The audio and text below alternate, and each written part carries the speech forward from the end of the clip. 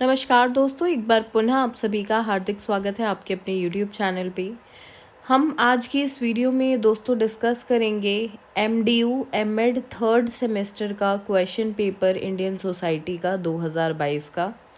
इससे पहले ऑलरेडी जो है 2021 का पेपर अपलोडेड है चैनल पे, तो वो भी आप ज़रूर देखिएगा। इस सब्जेक्ट में ना बहुत इम्पॉर्टेंट है कि आप प्रीवियस ईयर के पेपर ज़्यादा से ज़्यादा देखें दोस्तों, क्योंकि जो सिलेबस है ना वो बहुत शॉर्ट है और क्वेश्चंस थोड़े डीप से आते हैं।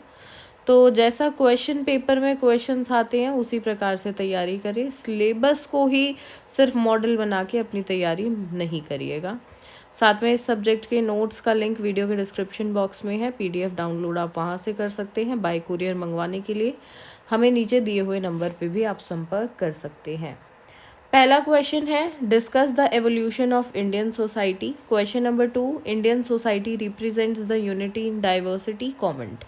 पहला प्रश्न, भारतीय समाज के विकास की विवेचना कीजिए। दूसरा प्रश्न, भारतीय समाज विविधता में एकता की प्रतिनिधित्व करता है। ये इस पे आपको टिप्पणी करनी है। यूनिट 2 से तीसरा प्रश्न है यहाँ पे, discuss the features of class in context Indian context. भारतीय संदर्भ में वर्ग की विशेषताओं की चर्चा करें।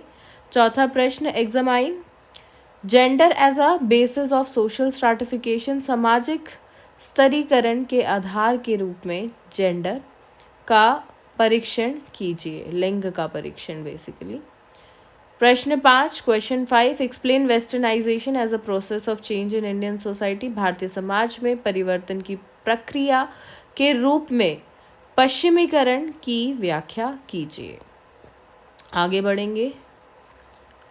प्रश्न 6, वैश्वीकरण की प्रक्रिया का विश्लेषण करें। Analyse the process of globalisation. Question number 7 from unit 4, examine the changing status of women in India. भारत में महिलाओं की बदलती स्थिति का परीक्षण करें। आठवां प्रश्न है, क्वेश्चन 8 है, discuss the reasons responsible for adverse sex ratio in India.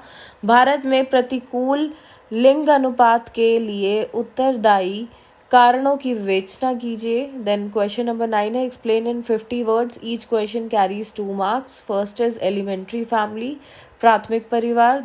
दूसरा है यहाँ पे जजमानी रिलेशंस, जजमानी संबंध। हायरार्की यानी कि पदानुक्रम।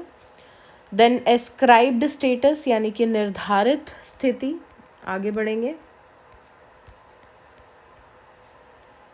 हर एक जो पार्ट है ना इस क्वेश्चन का 8 पार्ट्स टोटल हैं और 2 नंबर का एक है।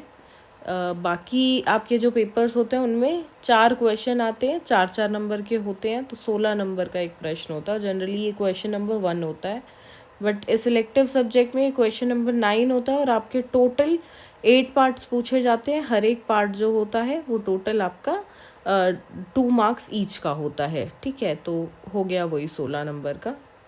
ई पार्ट यहाँ पर है रिचुअल प्योरिटी यानी कि अनुष्ठान शुद्धता। F part is domestic violence, घरेलू हिंसा। जी इज एंडोगेमी यानी कि सजातीय विवाह। एच इज जॉइंट फैमिली यानी कि संयुक्त परिवार। तो इस प्रकार से ये क्वेश्चन पेपर है एमएड थर्ड सेमेस्टर का, ओपन इलेक्टिव सब्जेक्ट आपका इंडियन सोसाइटी। पेपर कोड है 16SOC02। 3 घंटे का पेपर रहता है, 80 नंबर का।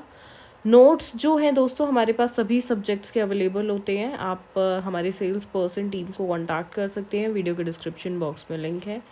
आप लिख कर भेजिए आपको एमएड थर्ड सेमेस्टर के नोट्स चाहिए MDU यूनिवर्सिटी के, जिस सब्जेक्ट के चाहिए सभी सब्जेक्ट्स के वो लिख कर भेजिएगा।